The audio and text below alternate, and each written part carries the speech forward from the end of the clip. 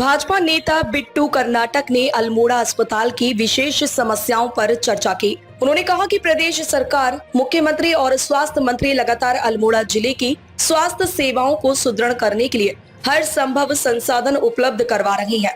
उन्होंने बताया कि सरकार की ओर से अस्पतालों में 308 से अधिक आवश्यक दवाइयां उपलब्ध कराई गई हैं, ताकि मरीजों को बाहर से दवाइयां ना खरीदनी पड़े। कर्नाटक ने चिंता जताते हुए कहा कि इसके बावजूद कुछ चिकित्सक मरीजों को बाहर की दवाइयां लिख रही हैं, जो जनता के हित में नहीं है।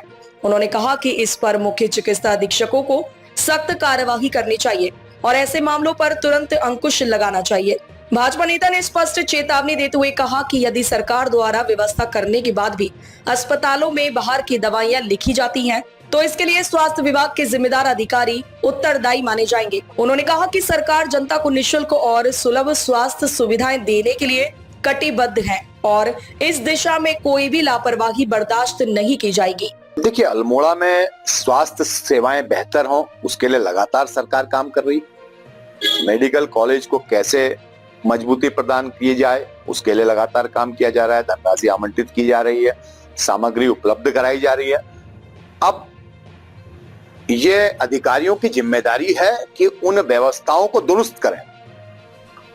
अगर बाहर की दवाई लिखी जा रही है तो वहां के मुख्य चिकित्सा अधीक्षक की जिम्मेदारी है कि कहीं पर भी, क्योंकि 308 से अधिक दवाइयां सरकार उपलब्ध करा रही है, इसीलिए अधिकारी बनाए जाते हैं कि उनकी नैतिक जिम्मेदारी होती है कि वो समय समय पर इस बात को देखें और अगर ऐसी कोई शिकायत अब आएगी तो इसके खिलाफ हम अपने स्तर से अब कार्रवाई करने का काम करेंगे। माननीय मंत्री जी ने, मुख्यमंत्री जी ने स्पष्ट तौर पर कहा है कि सरकार जब दवाइयां उपलब्ध करा रही है, सामग्री उपलब्ध करा रही है, चिकित्सकों को उपलब्ध करा रही है, अब हम लगातार जहां पर जिस चीज की कमी हो रही है उन्हें पूर्ण करने का काम कर रहे हैं। तो ये नैतिक जिम्मेदारी का अधिकारियों की है कि उन व्यवस्थाओं को दुरुस्त करें, अन्यथा खामियाजा भुगतने के लिए तैयार है।